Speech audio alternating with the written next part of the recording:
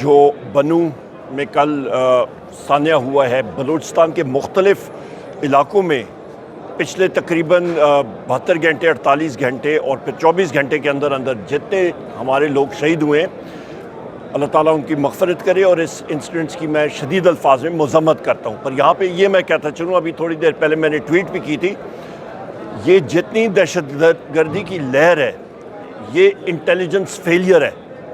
پاکستان میں اس وقت تقریباً 13 انٹیلیجنس ایجنسیز آپریٹ کر رہی ہیں۔ اس پہ سے جو 5 انٹیلیجنس ایجنسیز ہیں وہ زیادہ آپ کی نون انٹیلیجنس ایجنسیز ہیں، جس میں ISI، MI، IB، FIU اور اسپیشل برانچ ہے۔ ان انٹیلیجنس ایجنسیز کا ٹوٹل فیلئر ہے اس وقت، اور جو ہمارے جوان اور افسران شہید ہو رہے ہیں اور ہمارے نہتے شہید ہو رہے ہیں، ان کا خون ان انٹیلیجنس ایجنسیز کے لوگوں کے ہاتھوں پہ ہے۔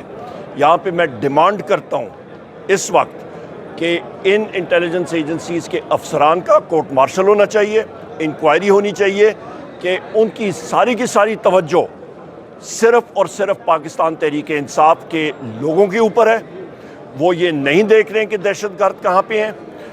ان انٹیلیجنس ایجنسیز کے لوگوں کو انفورسڈ ڈسپیئرڈ پرسنز بنا رہے ہیں، مسنگ پرسنز بنا رہے ہیں۔ میرے ساتھ ڈاکٹر بابر اعوان صاحب بھی موجود ہیں۔ ہم لوگ جب چیف جسٹس صاحب کے ساتھ گئے تھے ملنے کے لیے، سب سے پہلا آئٹم ہمارے ایجنڈا پہ مسنگ پرسنز کا تھا، اور انہوں نے بھی تشویش کا اظہار کیا، اور ہم لوگ ڈیمانڈ کرتے ہیں کہ ان لوگوں کو کیفر کردار تک پہنچائیں۔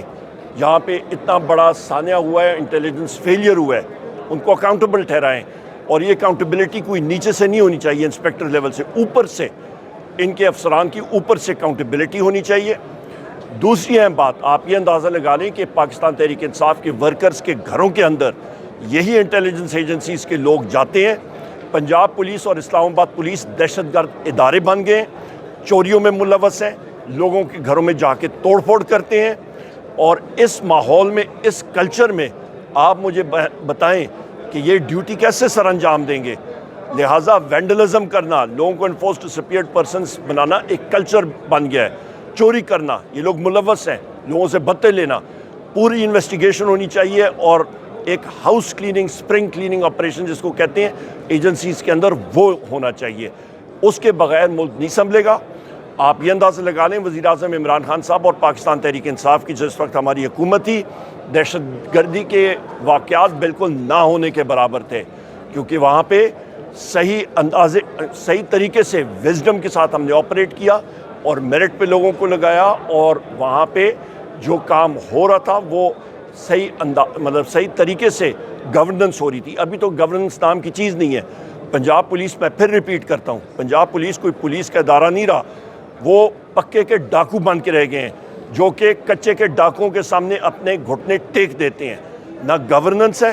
کل بھی ہماری جو پبلک اکاؤنٹس کمیٹی تھی، اکنامک افیئرز ڈویژن کا آڈٹ پیرا تھا، وہاں پہ آپ کی وساطت سے ناظرین کو میں لوگوں کو بتاتا چلوں کہ جو ایکسچینج ریٹ یہاں پہ آپ ان کی بے وقوفانہ یا احمقانہ حرکتیں دیکھیں، اس انسٹالڈ رجیم کی ایکسچینج ریٹ 165 کا رکھا روپی ورسز ڈالر، اور جس وقت ادائیگی قرضوں کی ہوئی وہ 265 پہ گئی۔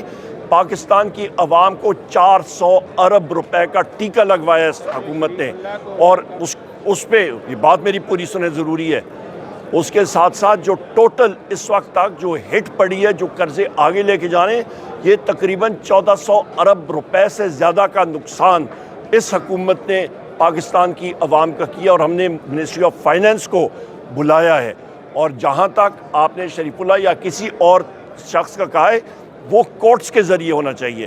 کورٹس پاکستان کی جو ہیں وہ میرٹ پہ اور صحیح طریقے سے فیصلہ کریں گی، تو تب آئین اور قانون، وزیر اعظم عمران خان صاحب کیا کہتے ہیں کہ آئین اور قانون کی بالادستی ہونی چاہیے۔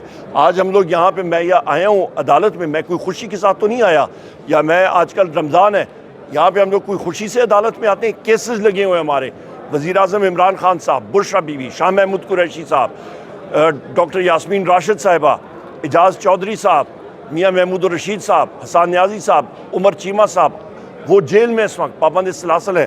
ملٹری کورٹس میں ہمارے ورکرز ہیں، ہمارے ورکرز جیلوں میں پڑے ہوئے ہیں، ہم ساروں پہ درجنوں کیا سینکڑوں FIRs ہیں۔ ATA کی دہشت گردی کی FIRs ہیں. ملک ایسے چلتا ہے؟ ملک ایسے نہیں چل سکتا. ہم لوگ جس وقت بات کرتے ہیں حکومت کے پاس اتنے گٹس نہیں ہوتے وہ ہماری باتیں کرے. شہباز شریف مجھ سے 3 فٹ دور بیٹھتا ہے, اس میں گٹس نہیں ہے کہ وہ ہمارے سامنے کوئی بات کرے. محسن نقوی 2 منٹ کے لیے قومی اسمبلی آیا تھا, بگا دیا تھا ہم نے. ان میں نہ اتنی جرت ہے ہمیں فیس کر سکیں. ہم لوگ وزیر اعظم عمران خان صاحب کے سپاہی ہیں, جان بھی پاکستان کے لیے حاضر ہے انشاءاللہ. بہت شکریہ.